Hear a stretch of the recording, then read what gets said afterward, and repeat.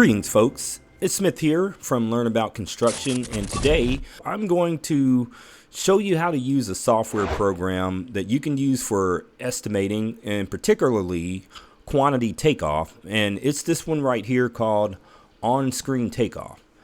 Now, I am qualified to show you how to use this because I've been using it for just over a decade, and I was an estimator for several years as well. So let's get right into this.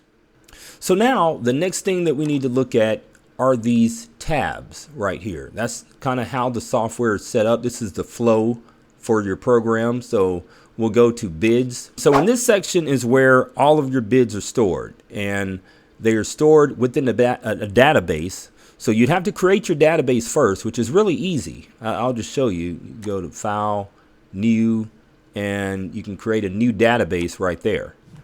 And your options are Microsoft Access, a database, or you can use a SQL server as well. But I'm going to open up this database, and it will reveal that we have several bids in it already.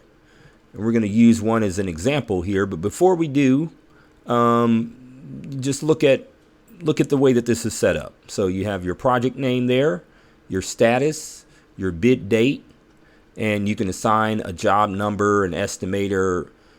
These are the number of pages from your documents that are in here. And conditions is a term that you'll get quite familiar with because those are your takeoff quantities. You also have a section for notes and some other things there. But before we get too much into that, let me just bring up one of the jobs. When I click on one, these other tabs appear. You have an image tab, takeoff tab, worksheet, and that's all related to this bid. And you have the same as you go through all of the bids. Now, when you create a bid, it's very easy. You would just go to File, New, and Bid. Alternatively, you could go here to this icon, go to bid there. Now, if you notice, when I clicked on that, there are two other options. There's an option for an alternate and a change order. And you can create a new folder as well. But this particular job that I'm on has a change order. Once you create your base bid, you can create a change order, and it falls right under that. Now, what does all of this look like? When we go to create a new bid, a cover sheet will pop up. And I'm going to click on this cover sheet for this job, so that will pop up. And so you have your cover sheet. You remember when we were looking at the different columns, there was a column for job status. And we can change the job status here. And every time you need to get familiar with this icon as well, this magnifying glass, that means that you can create something custom. So if we needed to create a new status, I just hit new here, and you can type in anything here. So you can set up your job statuses in whatever way you want to. That's what I like about the program. You can change things on the fly, and it's pretty manipulative. You can manipulate things many different ways. But if we don't want to keep that, you simply delete it, and we'll move right on. You have a bid number you can assign. Your project name is there, job number, and then you can do the same with estimators as far as your employees.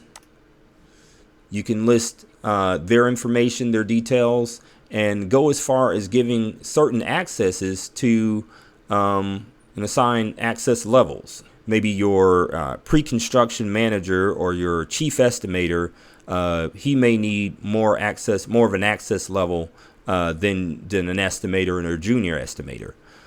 But all of those things are out and available.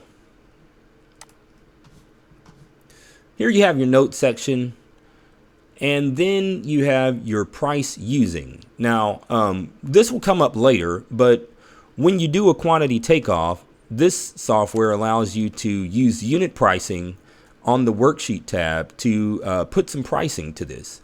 Use unit cost. There's also QuickBid, which is a completely interactive software made by the same company that made this software, On-Screen Takeoff. And then you have Microsoft Excel that can also be, can also talk to this. Not as seamlessly as QuickBid, but I've seen this Microsoft Excel used many, many times. And then here you have your bid date, your bid time, and then we won't get into the reads yet as far as typical groups and typical areas. But this will be the section where your drawings will be displayed. Now we've already brought some in here, so let's look at them. You can have sheet numbers, and if we need to rename or something like that, you could type out more there, whatever you want to do. The repeats is a feature where if you need to create virtual pages, let's say for instance that you have the second floor plan, and then maybe this is, just retitle this, let's say 3rd through 8th. All right, so this actually repeats 5 times, right? You have it right there, and you want it to repeat 5 times. Then you would have your virtual pages, and when you do your takeoff, you can assign essentially the same takeoff that you've done on one page, and just duplicate it as many times as you need to. Bring your attention toward the bottom here. This is where a lot of icons are housed. So this is insert new blank page, and that's exactly what it did. It inserted a new blank page. Now here, if we need to, we can choose a different page size. There are some that are preloaded in here, and this is also where you can change your scale if needed. I guess I forgot to mention that your files are always seem to be stored by default in a folder called OCS documents. Let me open this up. OCS documents, and there's some more stuff, but that is what you can expect there. Now I'll hover over here, show. This is for doing overlays. The software allows you to overlay a plan on top of another plan to detect changes. And so, all right, let's try to stay on track. So back to bringing in drawings. Auto add images will basically look for a folder like this. And it's also a good thing to convert your PDFs to TIFF files. You can see TIFF files are a lot smaller than PDFs, which means that you can flip pages a lot quicker. But if I were to click this one sheet here, then all of the drawings that are in this folder will automatically be brought in just by clicking one. That's only if you click the auto add button. Otherwise, you can go to insert new image page, and this will allow you to choose which drawings you want. You could also create, add a new folder. You can duplicate pages.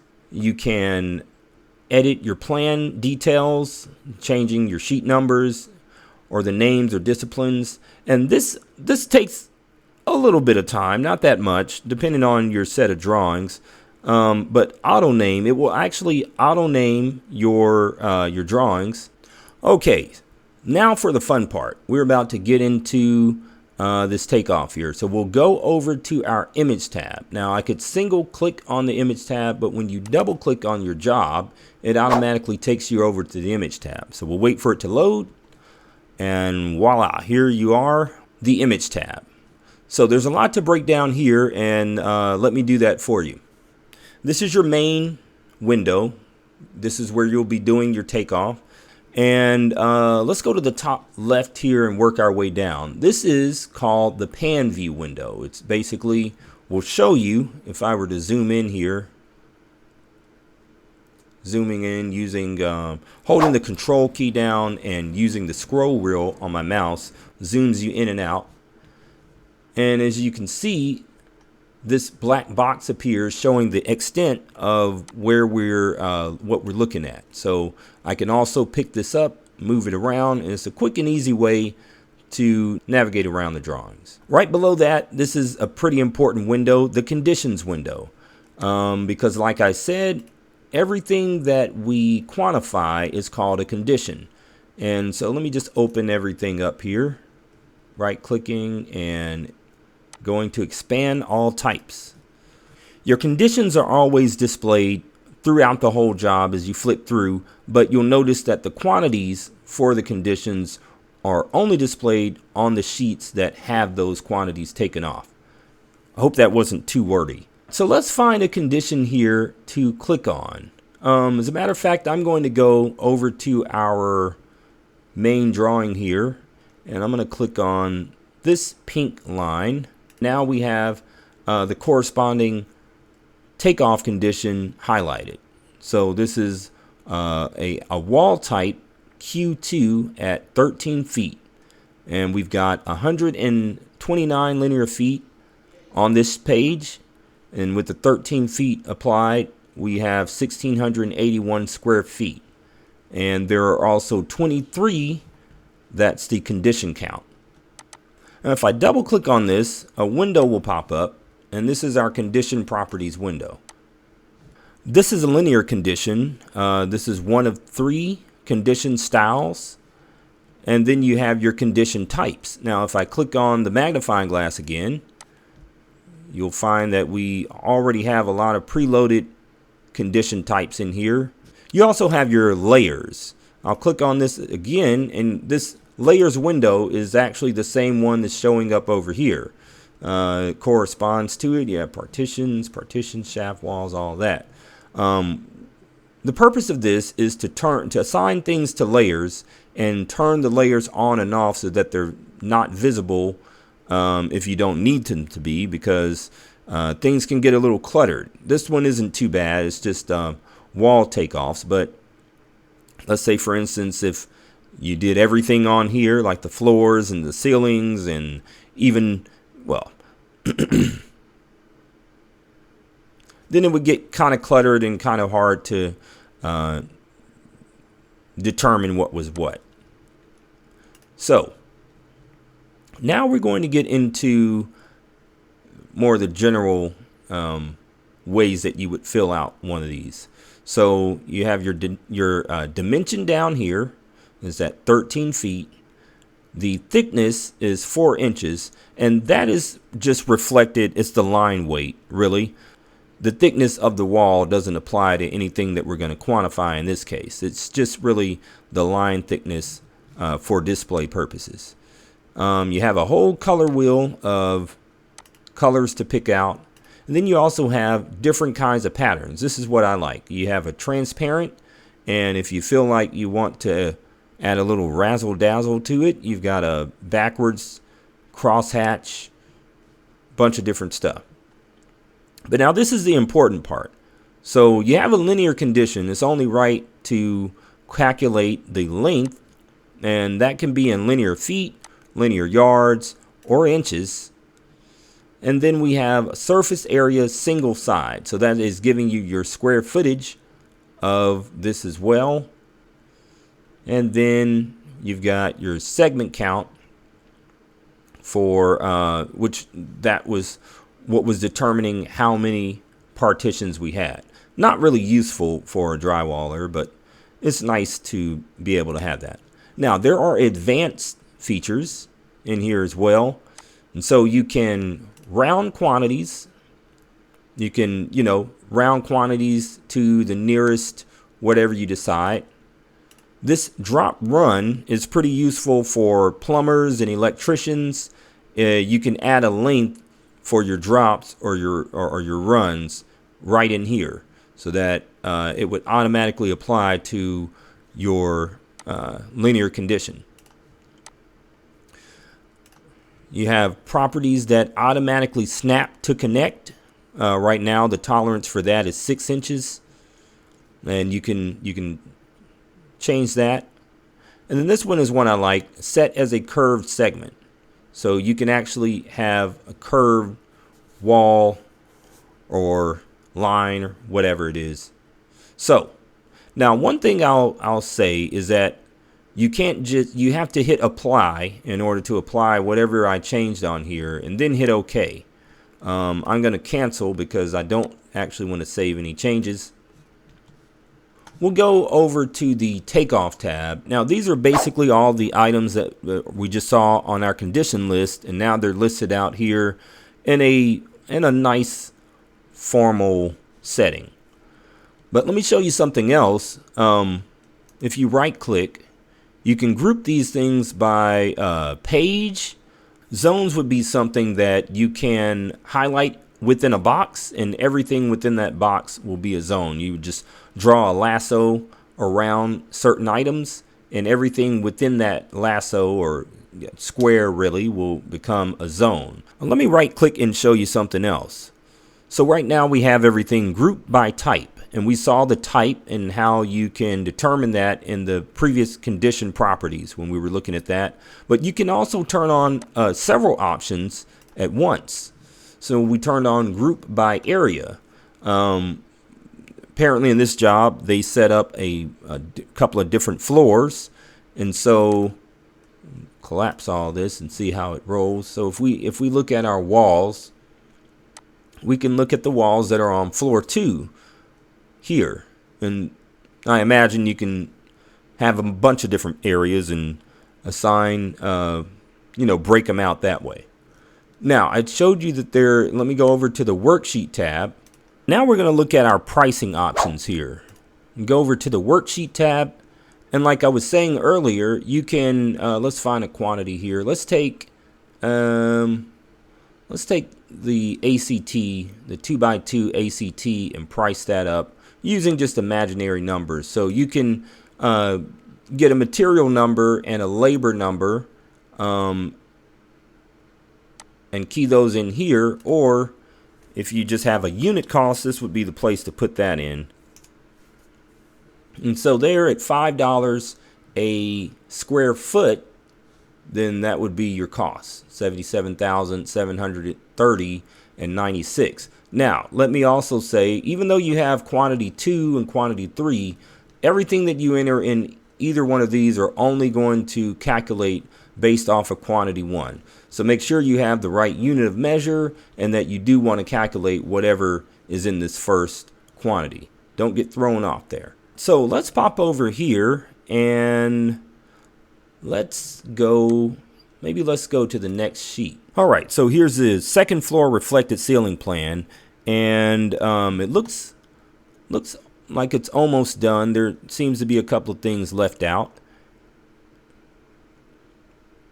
All right, but no problem. This is a perfect opportunity to show you how to do a few things. And actually, I'm going to show you a couple of advanced things here, because what we have is it appears to be a sloped ceiling, and I can't tell, but I can't really tell if these are 2x4 size tile. I'm not sure. Does it say here?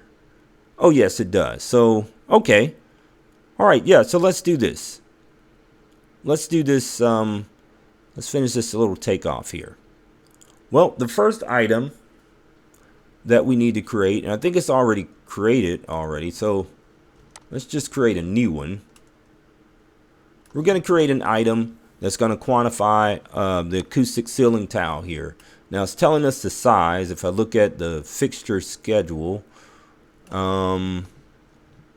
this appears to be the textile acoustical grid at 48 by 72.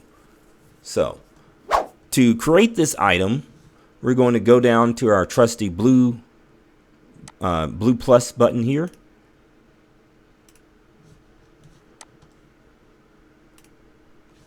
Okay, and so you have a quick start condition helper. This is actually something that you can turn on and off. These helpful prompts, you can turn them off if you don't want to see them all of the time, and I could just hit do not show that again. But this introduces you to the first step with on-screen takeoff. It's to create a condition. So we'll choose from the list here below. Like I mentioned, you have a linear condition, and it gives you a couple of examples used for measuring linear foot objects such as walls.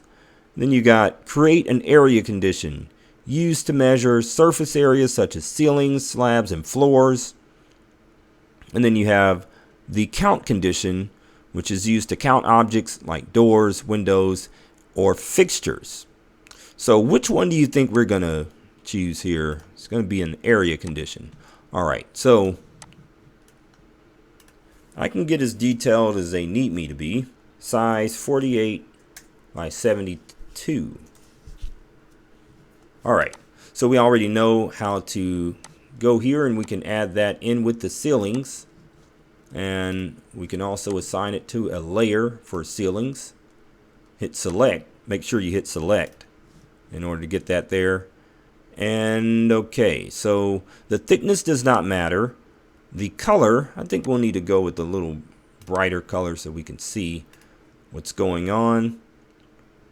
If we want to really get advanced, because we know the sizes of these tiles, when you go to the Advanced tab here, you can make a grid, and I can put 48 by 72, and you notice that it automatically converts.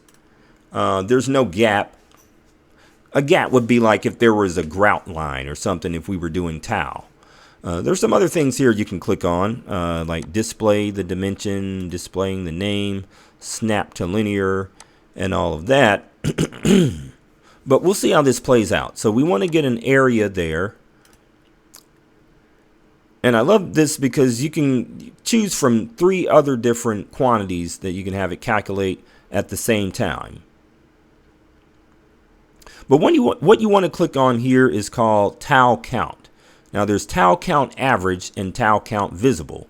The difference between them is tile count average is going to go with an average, assuming that they are all full tiles. Like for instance, these are not all full tiles right here, but it'll take an average of them and just average this based off of, trying to get the nearest full tile. The visible, it accurately counts what's visible within here. So these would not count as full tiles with that. I'd assume though, if you were a specialty ceiling contractor or something like that, you would want to do this average here because you don't want to come up short. And now, I guess I haven't showed you how to do the takeoff yet, but to start the takeoff, we would just single click here. You see it starts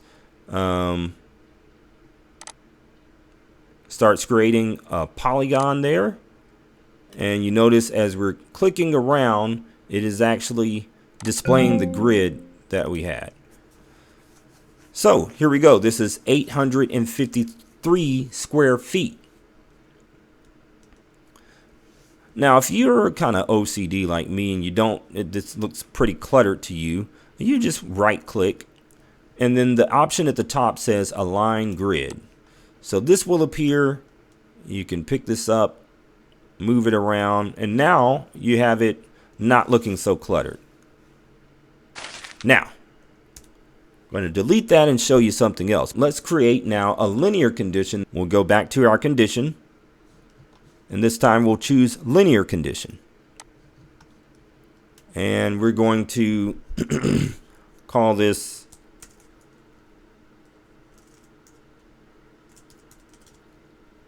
fluorescent pendant.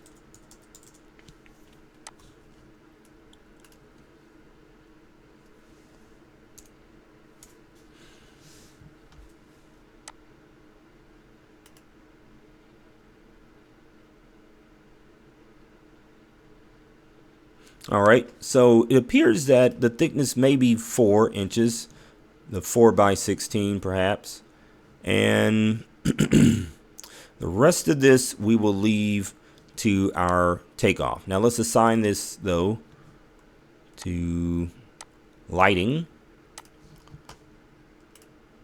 and we can create a new layer for lighting.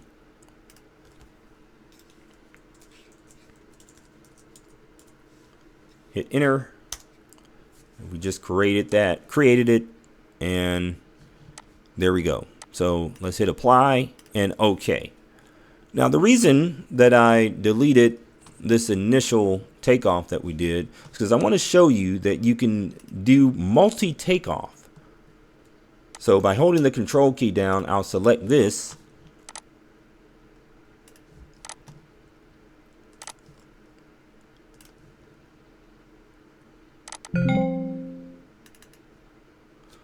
Okay, and so let's see.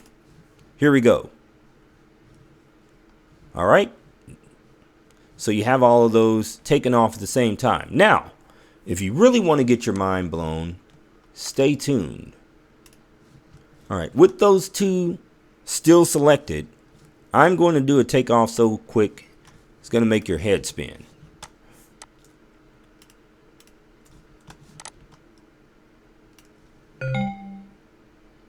Bloop. There it is. There's the takeoff, ladies and gentlemen. Right now we have a couple of things being quantified. So back to our ACT, we now know that there are 36 tiles in that space of 864. And the length needed for the lights are 118 linear feet. So what more can I show you? There are a lot more tools here that we didn't go over, but I will go over them right now. To navigate the drawings, it's just a drop down menu here. We only have 2 drawings to show. This green button will always take you back to the last page that you were on, just like going back on your internet browser will take you to the last place that you were at. This will take you forward or backwards through the drawings. This is just your select tool. This is your takeoff tool, and I'm hitting my mouse right now that's toggling me back and forth through those two. So that's real easy to do. Then you have your zoom as well. You can click and drag and then I'll zoom in, but I just I like to use my mouse and navigate about it that way. You also have your magnifying glass. For some of you folks that may not be convinced and you kind of like your old school magnifying glass, well, here you go. You've got one now. So then you have your panning around. And again, you know, a lot of these things I already showed you how to do different ways. Okay, so you have your text tool. You can highlight things with different colors here. Let's highlight something in green. And just like that, text as well. And yeah, you can adjust the font and the font size and the color and everything that you would normally be able to do concerning text. You can also different annotation tools is what you have here, basically.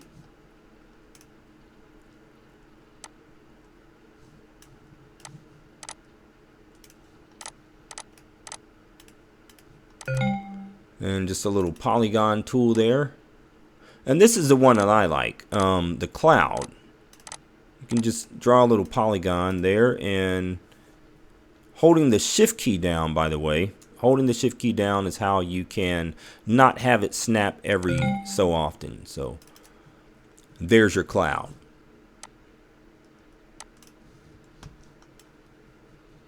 Just a freehand, and I will show you what a hot link is. Let's go back to this page.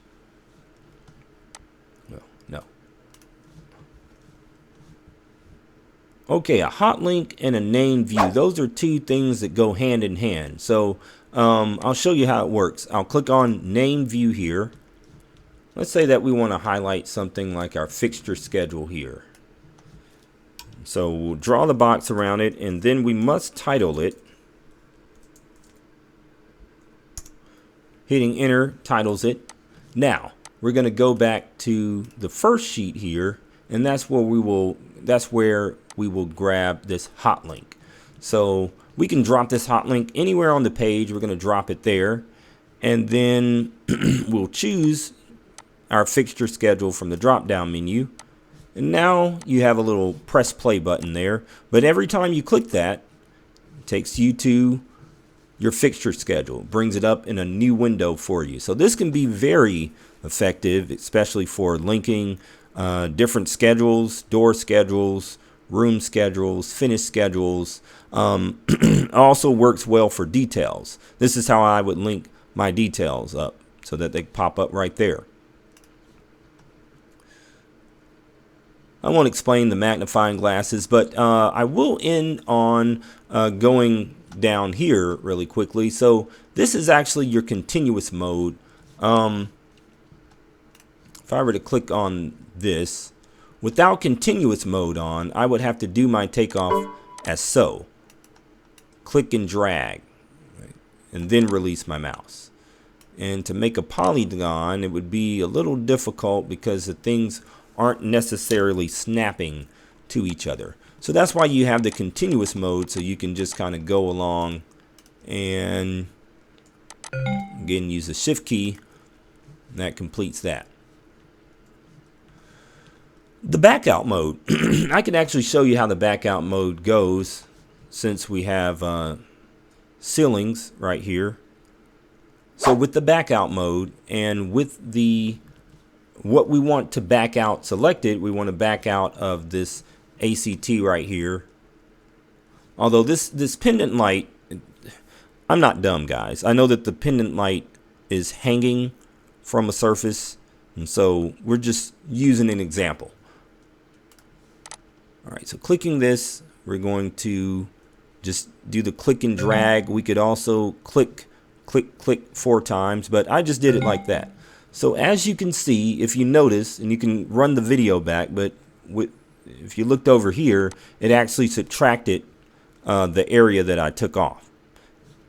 Now, another thing we can do here, as long as it is an area condition, which is what I took off, I can double click, and then now it adds that to the center. So think of how this would apply to flooring as well. If you had a tile floor and a back out maybe with a carpet inserted in the back out space, that's how that would be applied. Now we chose a line grid, and you can see that again. Then a line grid would come up, and this is how we align this grid.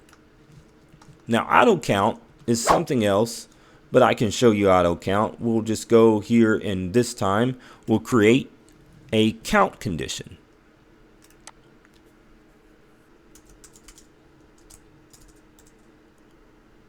Okay, I see that there are some light fixtures. Let's see, light fixtures A's, light fixture B. We're going to choose from many different shapes.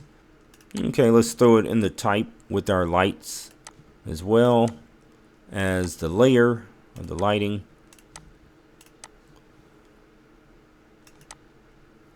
I believe the size is going to be 24 by 48. And it's in the shape of a rectangle, so I think we're good to go. Hit apply. And so to plop one of these on the page, you just bloop, pop it. And so now there's one of those. But to use auto count, now it's not grayed out. You click on auto count, and we're going to do a search for everywhere in this drawing that there's that A. Now you can adjust the sensitivity if you need to. Adjusting the sensitivity to less, I believe, will bring back a lot of stuff, maybe. So you want it to be closer to this more, so that it doesn't miss things, but it picks up not just everything that's shaped like an A. So let's do the search here and see how this works, see if it still works good.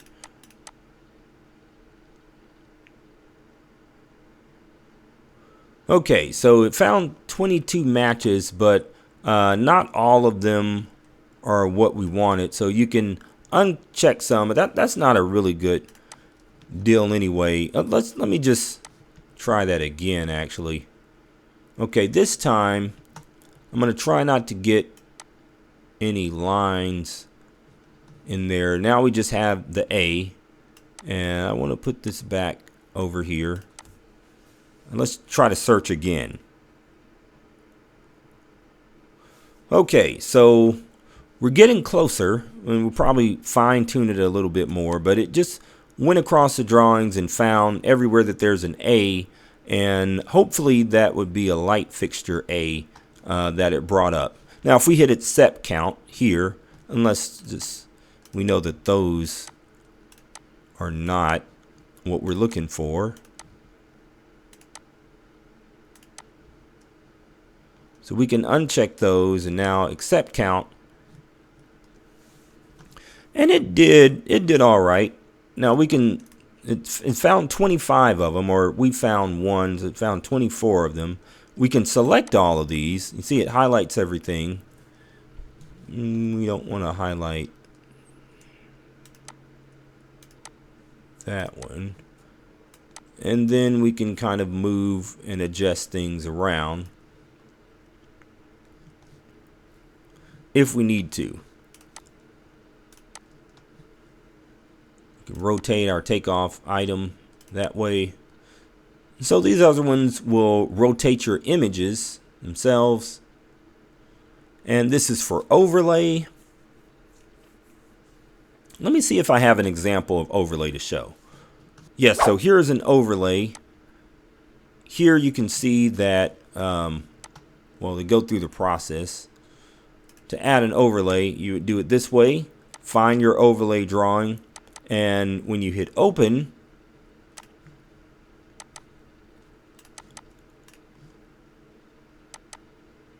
it's going to take you through a process here. So it gives you options. Once the drawing is dropped in here, you can de-skew it, which means if it's kind of crooked, you can do that. We'll hit no. If you need to resize it, it has parameters for you to do that. Okay, so here you can see where the changes occurred. For instance, this appears to be a wall or something that looks like a wall that's been moved. The blue that's showing up here is from our new drawing. You always say blue is new, and red here, you can say red is dead, but that's the easy way to remember it. Everything that lines up perfectly shows up in gray. So right here you have a wall that has now been deleted, and a little cavity has been added, and two walls now. Of course, the clouds and this new R3 type is lit up. The B3 has gone away, and so just an easy way to detect some clash if you need to. All right, well, that is a summary basically of how to use on-screen takeoff at a beginner level, maybe take you to intermediate. If you're interested in learning more advanced features in the software, just hit me up in the comments and we'll connect. Other than that, thank you for watching this video. Peace out.